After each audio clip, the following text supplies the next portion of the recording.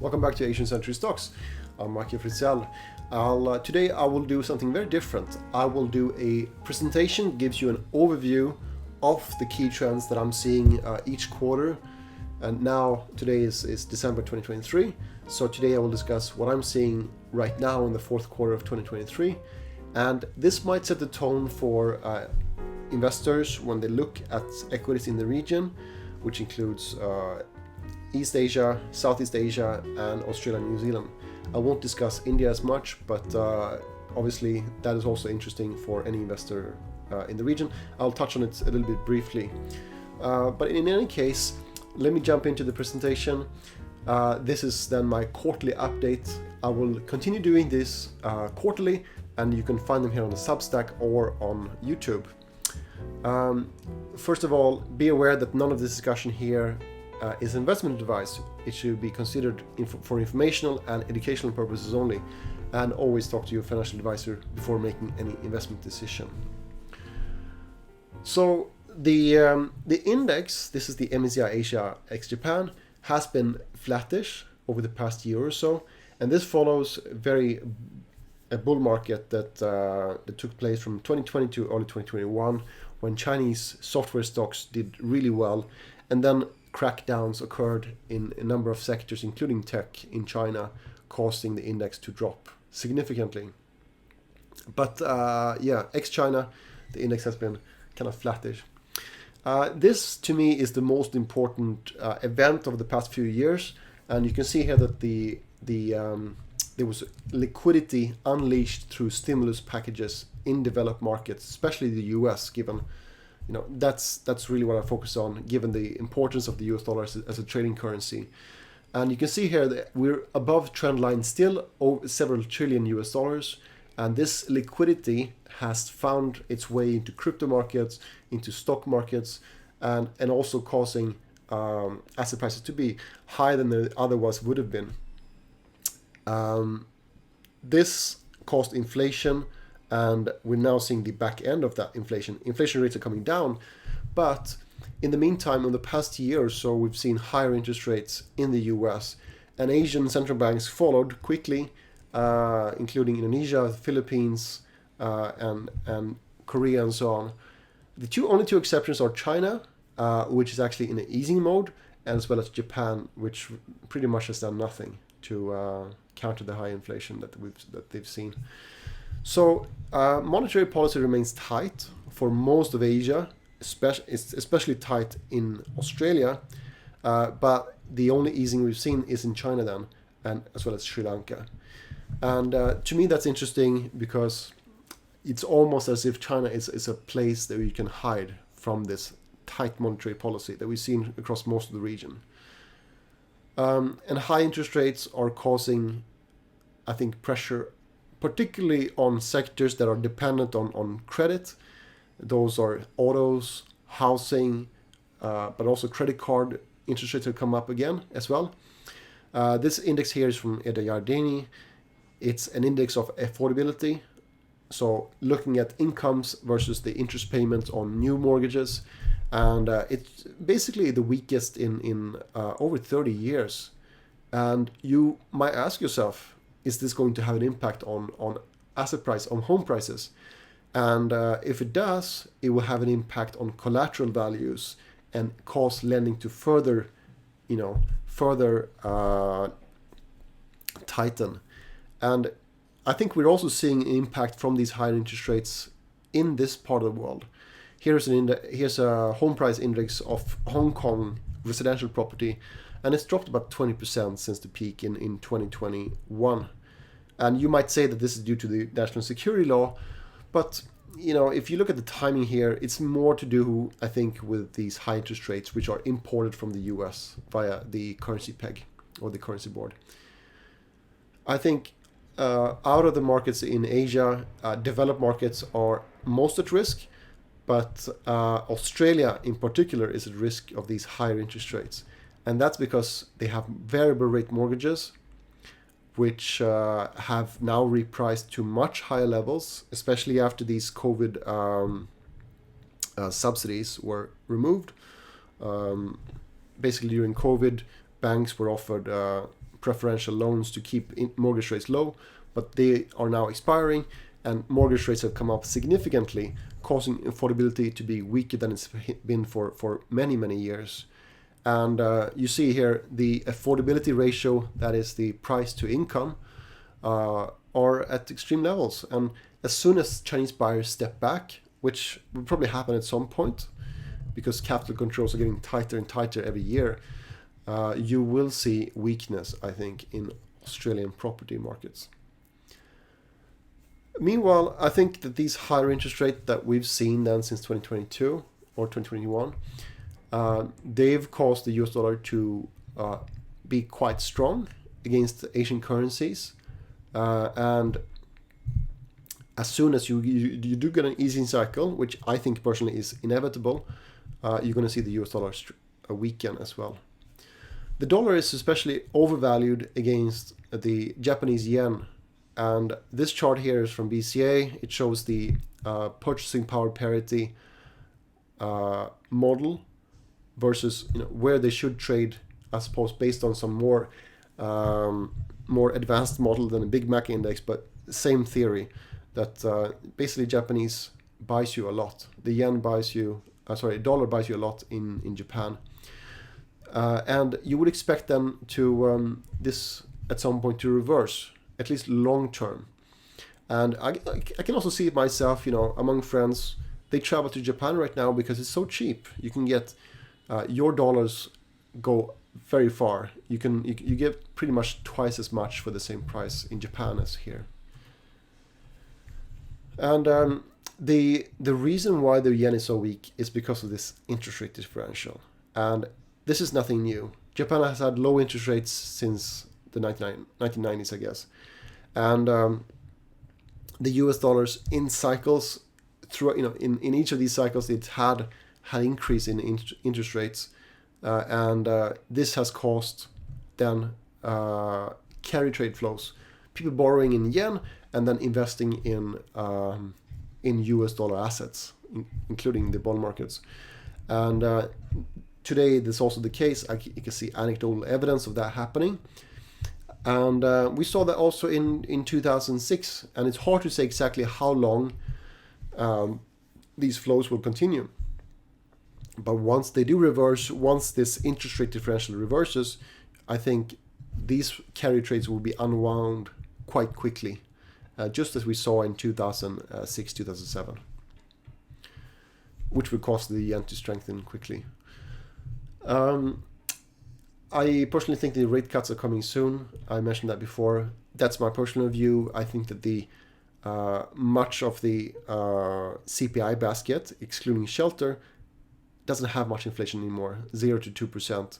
And the shelter component has its own issues and is partly backwards looking. So the inflation problem is not there anymore. And nominal GDP growth is only below 4% now. So there's every reason to think that they could actually lower interest rates sometime mid next year, which will have an impact then on once that easing cycle turns, it will have an impact, I think, on the yen as well, which is now on a real effective exchange rate terms is trading at 50-year lows, partly warranted due to weaker export growth over the past few decades, but it's certainly at a very low level, and I would expect a short-term rebound personally. Meanwhile, in local currency terms, Japanese stocks trade at reasonable multiples. So they're not cheap, they're not expensive overall. If you do believe in a strengthening yen scenario, as I do, you would expect though that the you should be careful though of exporters, because Japan is an export nation, and a lot of the companies that I track, that I follow in Japan, benefit from the weak yen. And if the yen strengthens, then earnings growth will weaken, and that will probably have an impact eventually on their local currency share prices. But there are also companies that earn their revenues in yen and are service company, let's say, or might even benefit through the import of overseas goods, such as these discount stores, for example. This chart is fascinating to me as well. It shows you the balance sheets of Japanese companies versus U.S. companies. And you can tell that the balance sheets are in excellent shape in Japan, very safe, and they've basically been accumulating cash over the past 10 to 15 years, excessive amount of cash. And finally, they're dealing with those issues. I think the TSE, the Tokyo Stock Exchange, they realized those issues, and this reform that we saw early this year, pushing companies that are trading below book to raise their valuation or publish a plan about how they will do this, basically by raising their return on equity or face demotion from the prime board. And they can do this in many ways, of course. They can sell cross shareholdings, they can restructure the companies, they can buy back shares or pay dividends and so on. But it's an interesting theme. And given how popular activism has become in Japan and how accepted it's become in Japan, I think that this is an interesting area to dig into as a stock picker, speaking from a personal perspective. To go back to Asia then, I want to talk about China. Chinese stocks have performed extremely poorly since 2021 due to these crackdowns that we've seen from the CCP's general office, or the government's general office. But meanwhile, the index itself has been kind of flattish. You see here, regional index ex-China has been more or less flat. And Indian shares are actually quite expensive at this point, at least on a cyclically adjusted P/E ratio basis. The fundamentals, though, for Chinese equities, I think they're mixed, arguably. I mean, it's not an easy, you cannot generalize across the entire economy. Some parts are doing well, and some companies are the parts, and some companies are not doing well. But when it comes to consumers, I think they're in reasonably good shape. The zero COVID policy was put in place in, well, I suppose you can call the zero COVID policy as being, I guess they persisted with the zero COVID policy throughout 2022, and this policy was lifted almost 180 degrees in November 2022, and the borders opened up by January 2023, and we've now seen massive waves of COVID-19. You see here the spike in the chart here. These were infections of COVID-19, and they went down to zero by April 2023. And my point here is COVID is basically over. Now, of course, we're seeing these pneumonia outbreaks. But I think for the base case has to be that COVID is essentially over, and we're not going to see further lockdowns anymore. Meanwhile, I think households are in great shape. You see here that the new deposits versus new loans have diverged, and this essentially means a buildup of savings on household balance sheets, and spending has therefore been suppressed. It's been lower than it would have been otherwise, and that was exactly what happened in other countries during COVID. And after COVID, there was a bump in consumption, especially for services sectors. So you see here, restaurant sales in 2022 was weak. They've now rebounded strongly in 2023. That said, total retail sales versus pre-COVID trend line is still lagging, and I think that's due to a few reasons, but I'll discuss those later. Tourism is coming back nicely. Domestic is fully recovered.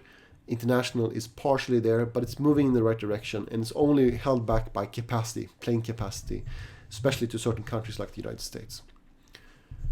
I think the real reason with the Chinese consumer is confidence, and this is a consumer confidence index which has dropped, continues to be weak, and I think the reason for that is the weak property markets. The property market, it has, if you believe Kenneth Rogoff, it has represented roughly 30% of the economy, including all these ancillary services to the property sector, like excavators and so on. The other parts of the economy are doing better. Exports are suffering from post-COVID, but I think that's a cyclical issue. Consumers are on a clear recovery path, from my point of view. That's what I see at least. But in construction, there's weakness, and the driver there is government policy. In 2020, the government cracked down on developers. They introduced a document called the 3 Red Lines document. And 3 red lines, they refer to 3 debt leverage ratios, where they said that debt should not exceed equity, net debt to equities should be less than 100%, and so on. So in any case, developers were ranked according to these metrics, and the ones that did not qualify were unable to raise more money. They were unable to borrow and unable to refinance debt as well. They would have to deleverage. They could not grow their assets anymore that way. And that's put them in precarious positions. They're unable to raise equity. They cannot raise equity either. And that makes it difficult for them to survive. And coincidentally, the state-owned enterprises are doing just fine because the leverage is actually quite limited. So surprisingly enough, the private companies have been the bad actors in terms of over-indebtedness and over-investment. So this is a crackdown. It's not a 2008 style financial crisis as it has been. Many people perceive it to be a similar event as the U.S. 2008 financial crisis, but no, not really.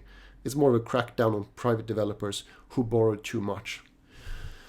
And I think this is really part of a broader trend where most of lending used to be to the private sector, 57%. Now it's down to about 11%. This is 2016 numbers. They've been discontinued, this data series, so we don't know what the number is, but I'm fairly confident that this has not changed. Majority of lending is to the state-owned enterprises, and the private sector is being starved of credit, for better and worse. You see here that this is what happened after the crackdown. The bond prices of a number of private developers, such as Evergrande and Country Garden, have now slumped to almost zero, and they look like they're going to default on their offshore debt, and this means that they're going to be restructured somehow. There's a new bankruptcy law that's intended to help companies restructure in a faster and more efficient way. The person I think who is in charge of dealing with these bankruptcies is the same person who dealt with Gitik in the late 1990s, Wang Qishan, and you would expect them to be dealt with in a similar manner. That is, foreigners are probably not going to come out whole, but onshore creditors, such as depositors, home buyers, they will be made whole for sure. And I think also the SOE developers, they have the ability to borrow for banks for taking over the assets of these bankrupt developers. So we're now in a process whereby projects are being taken over by state-owned enterprises. It's a soft nationalization, really. And this solves the construction issue, although there's a question of whether state-owned enterprises are actually more productive than private ones. This chart here is extremely important to me, and this shows you how out of whack construction activity was in China during the boom years. So the blue line here are the new starts, and the red line are completions, which shows you that there's been excess construction, or properties were never completed.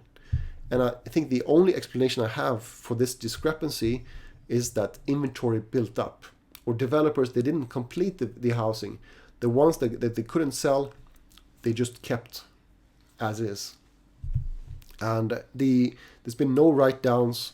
So I think companies like Evergrande, their earnings were really illusory because inventory should have been written down, but instead of getting rid of or discounting the properties they couldn't sell, they just kept them on the balance sheet. And this is obviously an accounting issue, but it reflects something deeper here. They were able to borrow as much as they wanted to construct housing that nobody really needed in these lower tier cities, and this story is now over, more or less. You see here housing starts are down about 60%. Home sales are also down, but not quite as much, down about 40%. I would argue though that home sales was not as excessive. There's been speculation as well, for sure. You hear of many people who have several apartments That's quite common for people in tier 1 cities. But it's not necessarily, it's understandable as well, because there's been a financial repression for so many years in China, and properties have kept wealth better. Of course, that could go away. But still, as a Chinese, you don't have many options. Yes, you can buy gold, but you can't take money overseas, for example. So I would expect home sales to recover partially, because part of the reason why people haven't been buying homes is because they're afraid that projects are not going to be completed. So all the people who bought Evergrande properties and are waiting for them to be completed, they're obviously having weak confidence in the future, and they're very annoyed probably. So I think that we're going to see a recovery in the home sales, but housing starts may not recover completely ever again. This has important implications for commodities. You see here that industrial commodities have been extremely dependent on Chinese demand over the past 10-15 years. And 50% or 60% even for aluminium, nickel, copper, steel, and zinc. These are incredible numbers. And if new starts are down 60%, what's going to happen to the demand for these industrial commodities? And to me, that's very important and scary for exporters of those commodities, including countries like Australia, whose I think currency is very much exposed to this implosion in demand for Chinese construction demand. Last thing I want to talk about is the fact that the world is slowly dividing into two blocks. I've spoken about this before in the Substack, and I think this is just it's a topic that's hard to analyze and hard for me to understand the implications of as an investor. But nevertheless, it's so overwhelmingly important that I think it has to be discussed. The map that you see on this picture here are the BRI countries. And the reason I show it is because we have two blocks forming. You have the Russia, Iran, China block, and then the Western bloc with the United States and Western Europe being a part of. And it's not clear exactly which countries are belonging to either bloc. We're still in this point where we're not exactly sure who's going to end up on either line of this new iron curtain or new bamboo curtain, as it was known in Asia. But it seems to be forming, and I think China has this ambition to create a trading bloc with countries that are friendly and supportive of Communist Party rule. And they're trying to gain influence over a number of countries through a number of projects like the Belt and Road Initiative and the Global Security Initiative, the Global Civilization Initiative, and so on. So they have all this effort of getting closer to the governments of other countries to basically co-opt them or get them into their camp. And I think this has implications for in many ways. One thing that I'm personally very scared of is capital controls or sanctions that we saw on Russian equities imposed by US basically controlled SWIFT. And this could happen to other countries in the Russia, Iran, China bloc. And if you're a Western investor, you should be scared of that, because obviously your money can get stuck, or the value of your shares could go down to zero if and when, let's say, Iran or China or some other country in the bloc is cut off from the SWIFT system.